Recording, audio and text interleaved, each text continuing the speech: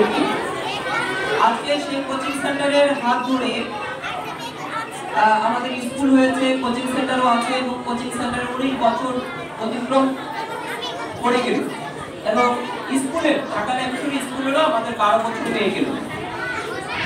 তো এই যে সময়গুলো পার করতে পারলাম এর জন্য পরম করুণাময় নিকট গভীর গভীর কৃতজ্ঞতা এবং শুকরিয়া জানাই যে তার অশেষ মেহেরবানিতে আমরা শিক্ষার মতো একটি কার্যক্রমের সাথে এতদিন আমরা যুক্ত থাকতে পেরেছি। সেই জন্য আমরা মহাপ্রভুর নিকট অশেষ অশেষ কৃতজ্ঞতা জানাই। এবং আজকের এই সুন্দর অনুষ্ঠানে 19তম প্রতিষ্ঠা বার্ষিকীতে আমাদের কোচিং সেন্টারের মাসিক পুরস্কার বিতরণী অনুষ্ঠান, সাংস্কৃতিক অনুষ্ঠান এবং আজকের সবচেয়ে বেশি আকর্ষণীয় যে আমরা একটি প্রথম এই ধরনের প্রতিযোগিতার আয়োজন একটু ভিন্নভাবে করলাম, ভার্চুয়ালি। এর আগে আমরা যত কিছু করেছি ভার্চুয়ালি করিনি, এই প্রথম ফেসবুকের মাধ্যমে একটি কার্যক্রম আমরা শুরু করলাম। কারণ মানুষ আসলে যুগের সাথে তাল মিলিয়ে চলে, যুগের যা দাবি সেই অনুযায়ী কিন্তু মানুষ কাজ করে। আমরা দেখলাম যে মানুষের কমিউনিকেশন এখন ভার্চুয়ালি বেড়ে গিয়েছে, মানুষের বাস্তব যোগাযোগের চেয়ে ভার্চুয়াল যোগাযোগ মানুষ ইজি হয়ে গিয়েছে। সেজন্য আমরা এই পদক্ষেপটি নিলাম এবং আপনারা দেখেছেন যে অল্প সময়ের মধ্যেই কিন্তু আজকের পার্টিসিপেন্ট হচ্ছে 84 জন পার্টিসিপেন্টস এখানে অংশ নিয়েছে এবং অনেকগুলো স্কুল এখানে সংযুক্ত হয়েছে এই প্রতিযোগিতায়। তো এই যে এতজনকে যে সম্পৃক্ত করতে পারলাম এবং সম্পৃক্ত আপনারা হয়েছেন, সেই জন্য আপনাদের সকলকে কোচিং সেন্টারের পক্ষ থেকে আমরা আন্তরিক উষ্ণ অভিনন্দন জানাই। সবাই একটু সুন্দর করে একটা করতালি দিন, সবাই সুন্দর করে।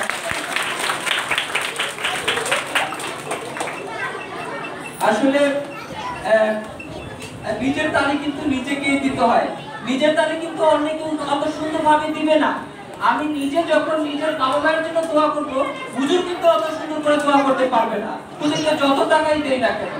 সো করতালি দিলে নিজের তালিটা খুব সুন্দর করেই দিতে হবে, তাহলে দেখবেন যে পরিবেশ একেবারে সুন্দরভাবে মুখরিত হয়ে আসছে এবং আপনি কিন্তু উজ্জীবিত হবেন, আপনি এগিয়ে যাবেন। তো আমরা সকলকে অভিনন্দন জানাই এবং আজকে আমি খুবই আবেগ আপ্লুত, আমার হৃদয়টা খুব স্পষ্ট।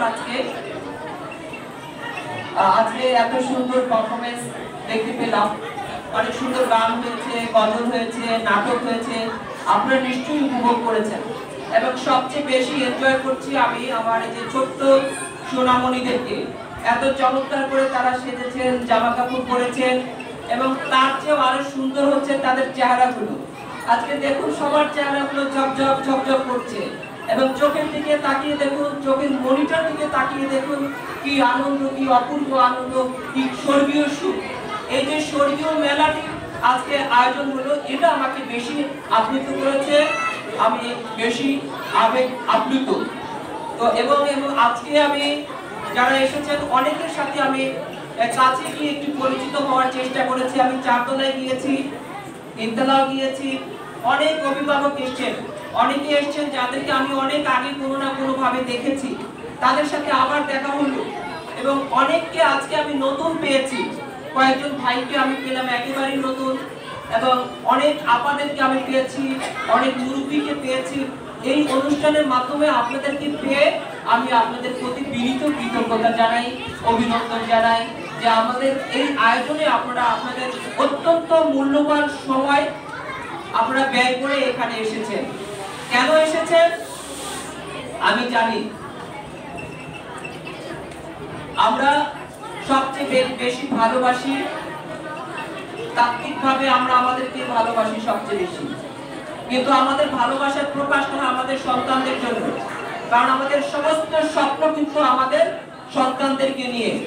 আপনাদের সন্তানেরা এই প্রতিযোগিতায় অংশগ্রহণ করেছে, অর্থাৎ আপনারা চান আপনার সন্তান অনেক গুণে গুণান্বিত হোক, আপনার সন্তান ভালো চিত্র আঁকুক, আপনার সন্তান ভালো আবৃত্তি করুক, আপনার সন্তান ভালো গান করুক, আপনার সন্তান ভালো করে ইংলিশ স্পিকিং করুক, আপনার সন্তান একজন যোগ্য সুনাগরিক, একজন অনন্য আলোকিত মানুষ হোক। এটা আমাদের সকলের স্বপ্ন। এই স্বপ্নকে পূরণ করতে গিয়ে কিন্তু আমরা আমাদের জীবনের সব কিছু নিয়োজিত করি। সেই জন্য এই সময় দান আসলে খুব নগণ্য তবে গুরুত্বপূর্ণ। আপনারা যে এসেছেন এতে প্রমাণিত হয় যে আপনারা আপনাদের সন্তানদেরকে ভালোবাসেন, এবং আমরা যদি আমাদের সন্তানদেরকে ভালোবাসি, আমি বিশ্বাস করি, আমি 30 বছরের অধিক শিক্ষকতার সাথে যুক্ত, 95 থেকে আমি আনুষ্ঠানিকভাবে শিক্ষকতা করি একটা স্কুলের মাধ্যমে। এখন 2024, 30 বছর হয়েছে। এছাড়াও আমি এর আগে ব্যক্তিগতভাবে শিক্ষকতা করতাম। তো আমি দেখেছি যে আমাদের শিশুদের মাঝে কি মেধা রয়েছে, মেধার স্কুলিং রয়েছে। কিন্তু দুঃখের বিষয়, আমরা যারা বাবা মা, আমরা যারা শিক্ষক, আমরা যারা সমাজের দায়িত্বশীল, আমরা শিশুদের জন্য, সুকান্ত ভট্টাচার্য বলেছেন যে আমাদেরকে আগামী এই শিশুদের জন্য একটা আবাস, সুন্দর আবাস গড়ে তুলতে হবে। কিন্তু আমরা জানি না যে আমাদের এই শিশুদের জন্য আমরা সুন্দর আবাস গড়তে পারি কিনা, আমরা জানি না। আমরা জানি না যে আমার শিশুটিকে আজকে বাসায় ফেরার সময় নিরাপদে ফিরতে পারবো কিনা। আমরা জানি না আমাদের সন্তানেরা স্কুলে কলেজে নিরাপদে যাবে, আবার বাসায় নিরাপদে ফিরে আসবে কিনা, আমরা জানি না। কারণ আমরা এখনো পর্যন্ত 54 বছর পরেও আমরা একটি নিরাপদ বাংলাদেশকে গড়ে তুলতে পারি নাই।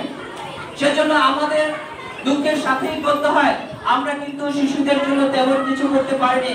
কিন্তু আপনারা জানেন, এই শিশুরা, আমাদের দেশের শিশুরা যেখানেই যায় সেখানে কিন্তু তারা সাফল্যের স্মারক বয়ে নিয়ে আসে। এবং গণিত অলিম্পিয়াড বলেন এবং পৃথিবীর যে কোনো জায়গায়, পৃথিবীর এমন কোন ইউনিভার্সিটি নেই যে বাঙালি শিক্ষক নেই, বাঙালি ছাত্র নেই। এবং আমেরিকার নাসাতেও বড় বড় বিজ্ঞানী বাঙালিরা রয়েছে। এবং আমাদের এই কোচিং সেন্টারের 19 বছরে আমাদের অনেক ডেলিভারি হয়েছে। অনেকে মেট্রিক, ইন্টার পাস করে বাংলাদেশের বিখ্যাত ইউনিভার্সিটিতে পড়াশোনা করে এখন তারা বাংলাদেশের অনেক গুরুত্বপূর্ণ জায়গায় তারা আসীন হয়েছে। তো যেটা আমি বলতে চাই যে শিশুদের কিন্তু অনেক মেধা রয়েছে।